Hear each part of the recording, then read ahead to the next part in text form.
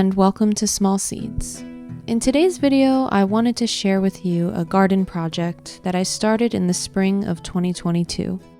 It's actually a very small garden, but it is one that has brought me immense joy, as well as meaning and beauty to our front yard.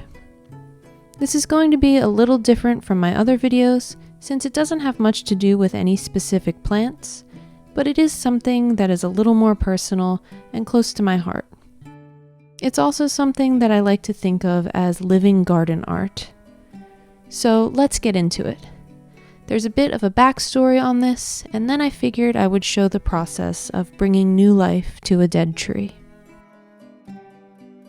In life and in death, trees give so much to the earth and all the creatures living on it.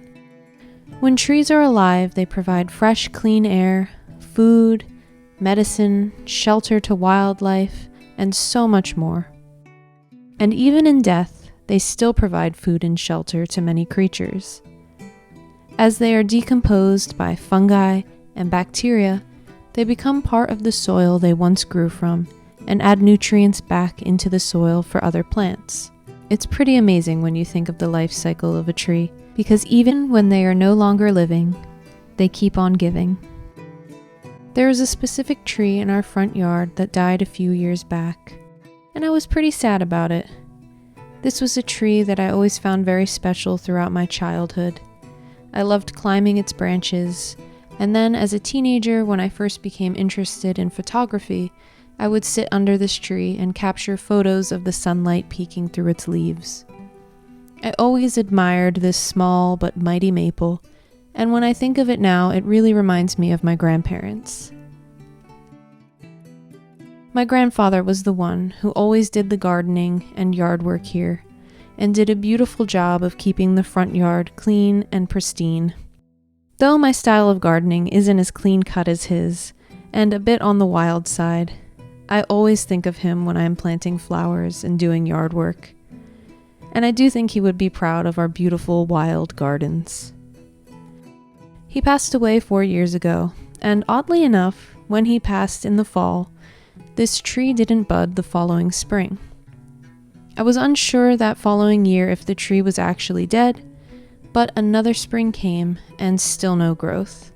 Once we knew the tree was definitely dead, I decided to leave a large portion of the trunk and branches to make it into some form of living garden art. And even though the inside of this stag is probably teeming with different life forms, making it into something beautiful that attracted even more life to it was the goal. It was also going to be something that I could dedicate to my grandfather.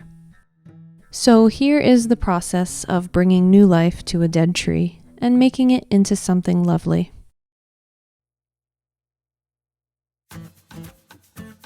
I knew that I wanted to keep a portion of the branches so we could train a climbing rose to grow up them, but I also wanted to cut them to a size where I felt they were safe and no branches would be falling after a storm. My grandfather's favorite flowers were roses, and I thought it was suiting to have them be one of the main focal points on this tree. So when cutting the wood, I did keep a nice portion of the branches for the roses to grow up. Cutting the branches was a long, tiring process for me, since I was just using a small handsaw. But I must say, it's so much more satisfying to look at this tree today, knowing that I really put a lot of hard work into it. Once the wood was cut and the skeleton of my little garden was ready, it was almost time to create a small bed around the base of the tree trunk. Before creating a small garden bed around the base of the tree, I figured I could hang some things from the branches. So I planted out some hanging baskets with flowers, which instantly brought some life, beauty, and color to the tree. And I also hung a hummingbird feeder in hopes to make friends with the ruby-throated hummingbirds that summer. And without fail, they visited this feeder every single day.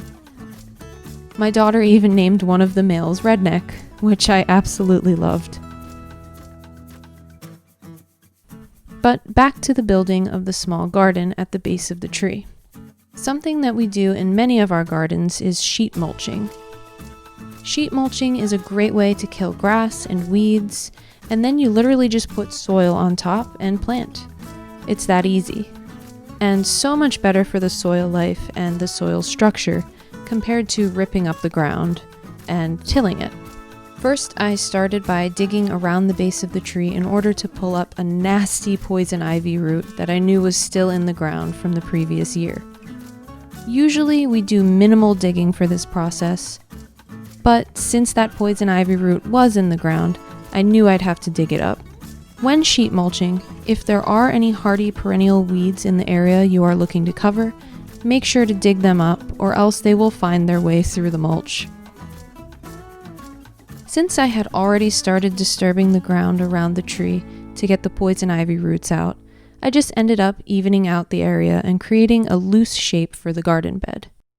The next day I was ready to go and brought over some stone, paper bags, and some mushroom soil. We usually get about 7 cubic yards of mushroom soil in the springtime for our gardens, and we still had plenty, so I ended up adding this to basically be the top layer of soil. We love using mushroom soil in our vegetable gardens as well as flower beds because it adds nutrients to the soil, brings in lots of earthworms, improves drainage and soil structure in our heavy clay soil, and it's also local and the price is good since we buy it in bulk. I added a thin layer of this before the sheet mulch because I wanted to plant my climbing rose first since it had such a large established root system already. This is a new Dawn climbing rose, and I was very pleased with the condition it was in after being shipped through the mail. Once I had my rose in place, I began sheet mulching with the paper bags around the base of the plant, and did this throughout the rest of the bed. Typically, we use cardboard, brown paper bags, or carpenter's paper for this process. As I sheet mulched, I also began lining the edge of our garden bed with stone and slowly filling each area with the mushroom soil. A resource we have a lot of here on our little farm is rocks. Lots and lots of rocks.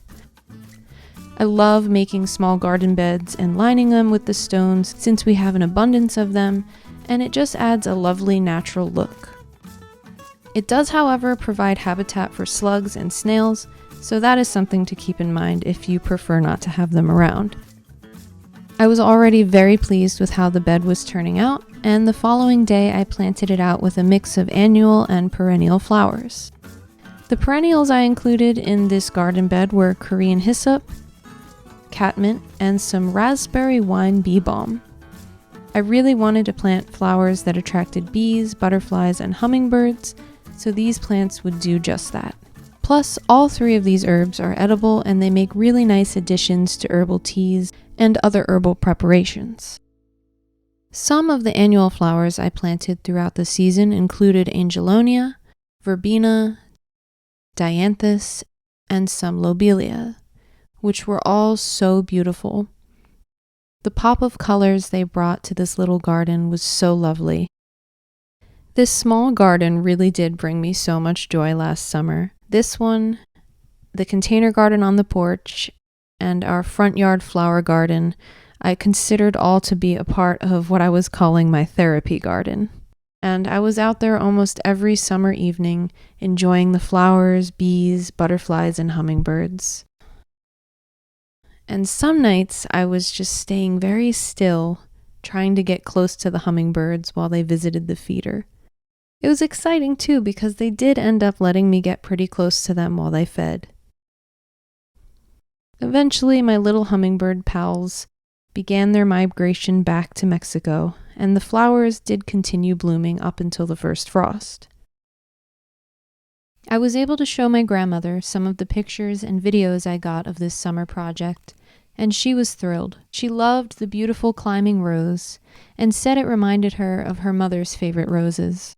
She was overjoyed to see that I was able to keep parts of the tree that her husband once tended to in the front yard, and loved the idea of bringing new life to a dead tree.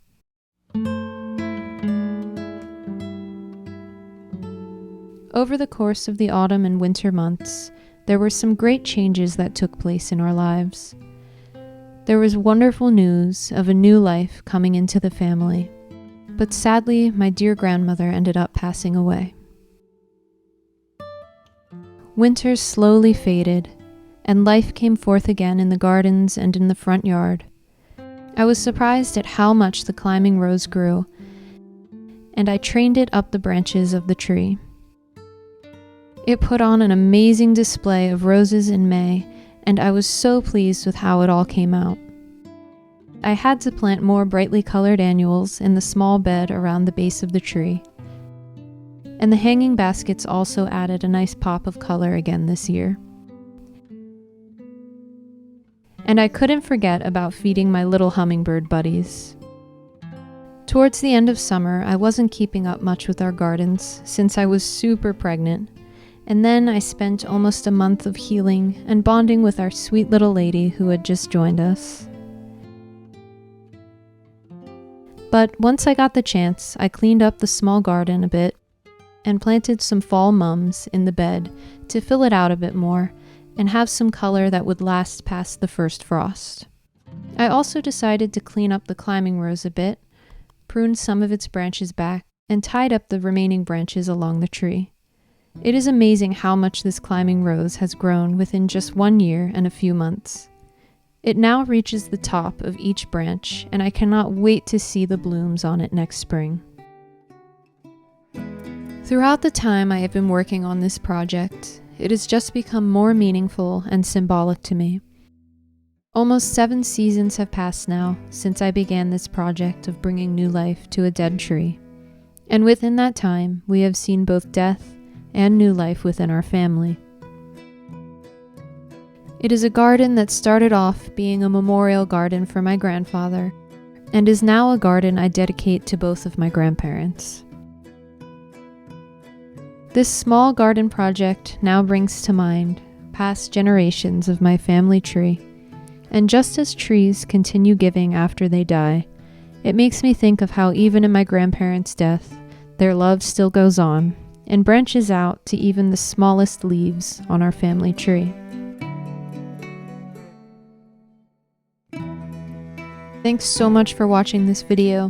I know it was a lot different from what I normally do, but it was nice to share something so close to my heart with all of you. I just want to personally thank everyone for supporting this channel by liking, subscribing, commenting, sharing, and all of that YouTube-y stuff. I really appreciate everything that you guys have done to get this channel where it is. Again, thank you so much. I hope you all had a wonderful summer and have a lovely autumn.